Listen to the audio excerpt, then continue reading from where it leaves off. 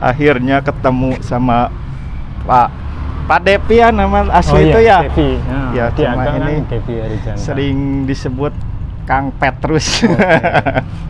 Tadi habis nganterin GrabFood, saya ngelewat nih ke apotek sini. Lihat ada Mas lagi duduk, samperin Saya memang standby.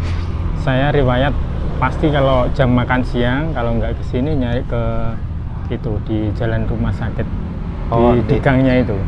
Di gang. Suka saya dapat grab bag itu 3 kali. Jadi bolak-balik SMA 1 di Tasco. Jadi riwayatnya pasti di Tasco.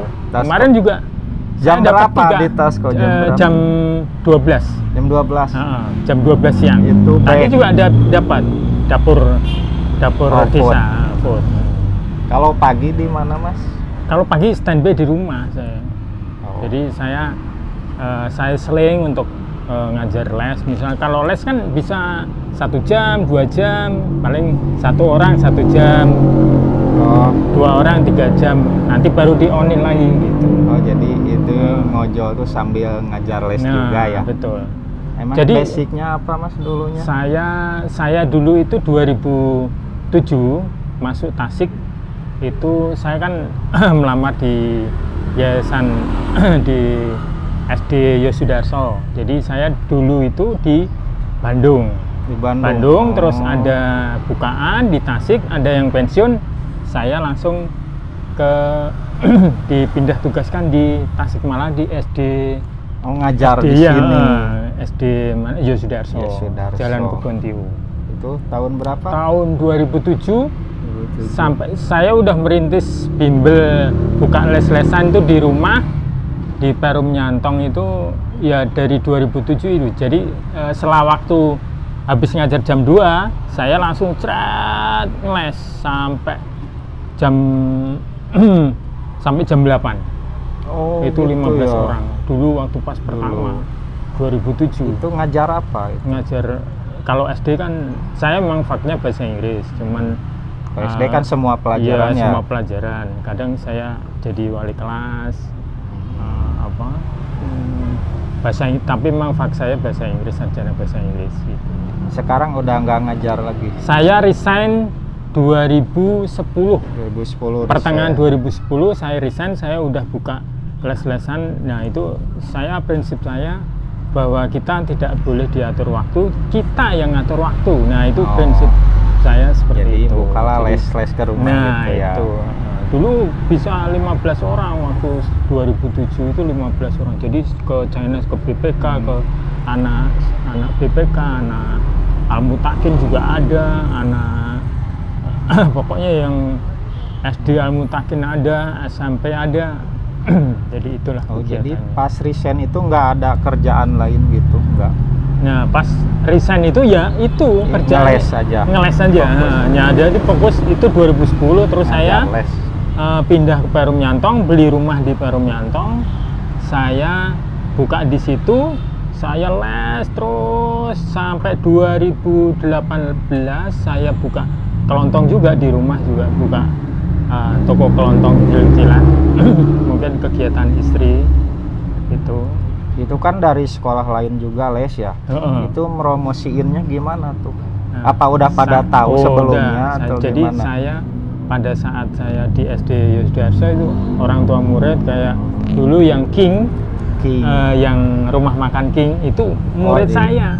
Yang di jalan rumah sakit. Nah itu mulai dari Jimmy sama si ciciknya yang adiknya yang perempuan itu murid saya itu. Terus banyak kok yang murid-murid saya yang King itu juga. Terus itu yang Chandra yang di Karisma, Pondok Karisma murid orang tuanya buka toko yang di Mitra Batik toko besi. Mas Devi asli mana gitu? Saya Cepu, Blora, Jawa Tengah. Jawa Tengah. Masuk ke jadi, Tasik 2007. Oh ya. Udah lama ya. Itu pas ke Tasik bujangan apa udah nikah? Udah. Saya udah punya anak waktu itu udah 3. Oh, istri juga orang Jawa, orang Surabaya. Jadi begitu saya dapat lamaran di Bandung, saya dipindah tugaskan karena ada yang pensiun, saya terus ke Tasik, dipindah tugaskan ke Tasik. Semua yang 3 ini saya boyong semua, anak yang SMP, pas SMP Yosudarso, yang kecil, yang adiknya kembar itu sekolah SD Yosudarso. Nah, sekarang udah pada SMA dan udah kuliah. Nah, itu pas kenal ojol tuh. Nah, dari mana nih masuk Grab? Jadi 2018 saya itu udah mulai buka kelontongan di rumah. 2018 sebenarnya itu kan kegiatan istri, cuman saya nunggunya di rumah. Terus saya dengar ada bukaan di Food Siliwangi. Terus istri itu yang menyemangati istri. Jadi coba daripada nunggu orang yang beli di warung saya lebih baik menjemput bola untuk coba melamar di Grab. Nah, semenjak itu saya gabung dengan Grab 2018 itu Desember. Wah, udah lama juga ya. Enggak, itu waktu itu. Ini akunnya gacor terus nih. Wah, biasa. Itu suka dapat long trip gitu. Saya mah susah, saya kemarin saya udah tahu riwayatnya 4:30 saat standby ini dapat lagi ke kemarin dapat ke Singaparna alun-alun. Ngetem di sana, saya udah mau matiin kan akun maghrib saya. Maghrib pasti udah di rumah, jadi dimatiin. Iya, soalnya gini, pesan ibu saya almarhum bilang gini. Nah, ini mungkin bisa untuk menyelamatkan yang lain mungkin. Buat pelajaran nih. Kamu kalau sudah dapat misalnya dapat berkah itu maghrib udah harus langsung di rumah. Jadi maghrib itu udah di rumah. Nah, itu prinsip saya, tapi mungkin bagi orang lain mungkin jadi kalau udah dapat rezekinya ya maghrib ya udah gitu ya. Iya, saya gitu. Misalnya dapat 9 atau dapat 7 minimal, saya dapat kemarin saya dapat 10 orderan. Maghrib pasti udah masuk. Entah itu terakhir 6:30 pasti masuk ke rumah. Gitu. Saya matikan dari Singaparna. Saya mau matikan, dapat lagi food nganterin ke Sisinga. Untungnya dekat, 6.400. Langsung di Mangkubumi langsung tak matikan. Gitu. Jadi ya itulah. Itu keluar suka jam berapa keluar? Saya di rumah itu keluar paling jam 10-an. Oh, baru on itu jam 10, enggak dari pagi gitu? Sebenarnya udah onnya dari jam 6 itu. Oh, di rumah dulu. Di rumah ya. Dapat baru keluar. Nanti kalau ada jam 11 saya ada jadwal les nih 1 jam, langsung saya mati. Begitu di jalan ini saya matikan langsung pulang. Kebetulan di warung saya ada yang les. Les itu jamnya beda-beda gitu ya? Beda-beda. Nggak dijadwal gitu? Nah, itulah enaknya di situ. Jadi kita bisa ngatur, misalnya jam 3 nih di RI Marta Dinata, langsung saya pakai ginian juga. Nggak apa-apa, saya nanti lepas langsung aja. Oh, jadi ke rumah murid gitu ngajarnya? Ke rumah. Nggak murid yang ke rumah? Enggak, kadang ada yang karena lagi pandemi. Karena lagi pandemi, saya yang datang ke rumah. Barangkali ada yang mau les nih. Udah ada. Hari ini tidak ada jadwal les. Paling besok. Nih tips buat rekan-rekan driver nih kalau pengen gacor nih gimana nih? Ada gini. Kalau sebenarnya Grab itu kan riwayat ya. Jadi kita pancing dengan misalkan kita dapat OVO 6.400. 1.000 pancing ke dompet kredit, pancing 1.000 terus yang kedua pancing lagi, 1.000 lagi, minimal kasih dia pancingan 1.000. Naikin itu ke dompet. Kan dapat nih, misalkan OVO, naikin ke dompet kredit 1.000. Jadi dompet tunai, dompet kredit harus ada gitu. Iya. meskipun dompet tunai nggak ada, naikin 1.000 pasti masuk dia gitu. Oh gitu ya. Riwayat. Terus harus mobile juga keliling apa? Iya memang mobile gimana sih, gitu. mobile, tetap mobile. Saya kemarin pas lewat di sini dapat BJB prioritas Sutsen ke BJB Singaparna. Berapa ongkosnya? 35. 35 itu bersih, kalau kotornya 44. Gitu. Iya, makanya sering banget dapat long trip gitu. Saya mah susah. 64 lagi paling gitu ya? dapat protek yang 13.000, 14.000. Kalau yang long trip ke Ciawi, ke Singaparna, wah boleh dihitung sebulan sekali juga nggak tentu. Dekat-dekat terus. Saya kalau sore pasti ngetemnya di sini.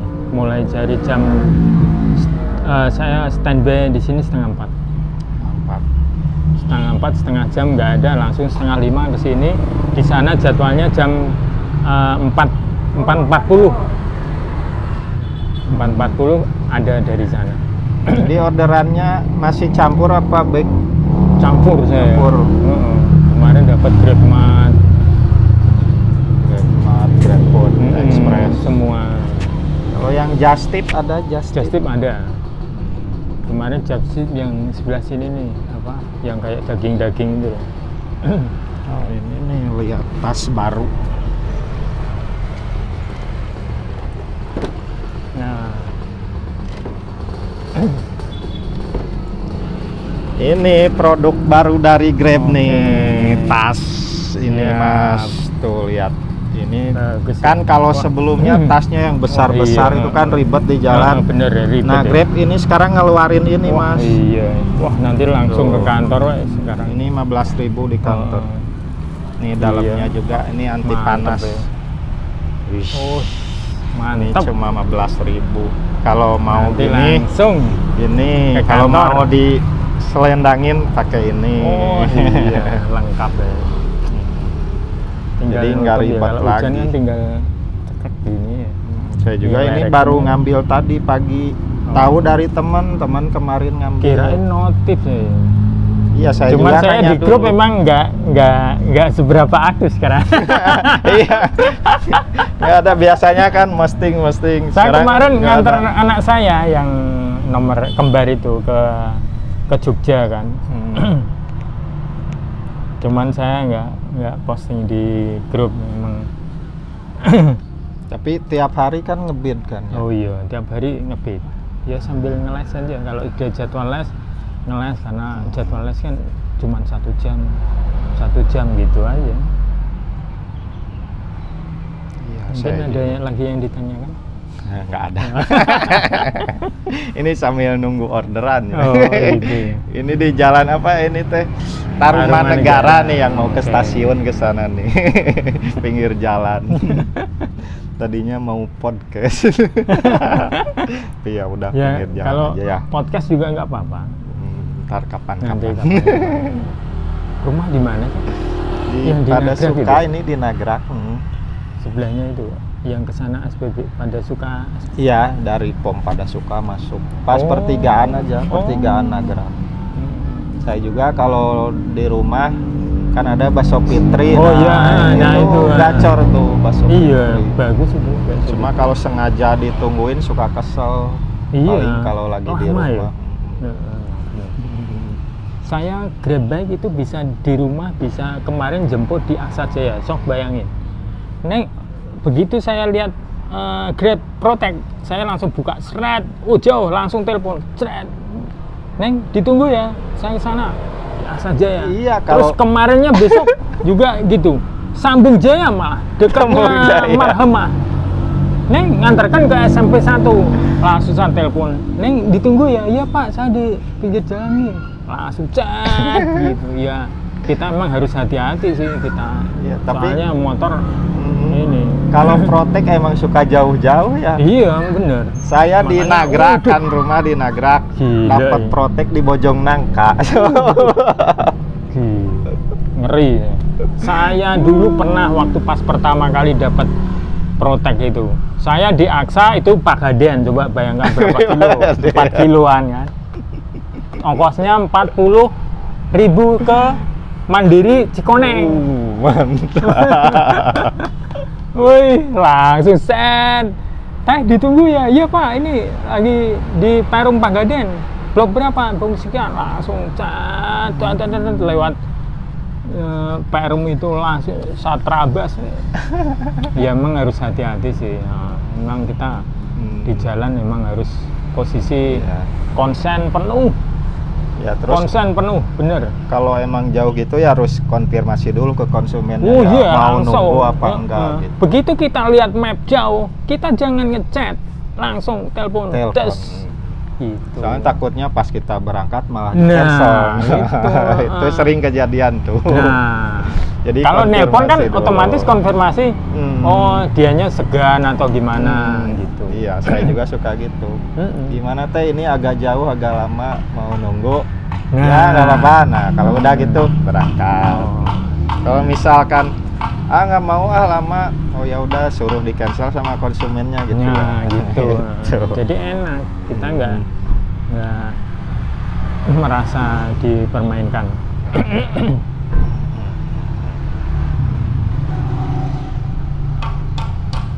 Ya. Oke, segitu aja ya Mas ya. Terima kasih waktunya nih. Sama-sama. Susah ini udah lama pengen ngobrol gini. Bener saya sih. Ya nanti kapan waktu kalau bisa podcast ya siap. Ya. Oke, terima kasih sudah nonton. Oke. Assalamualaikum. Waalaikumsalam.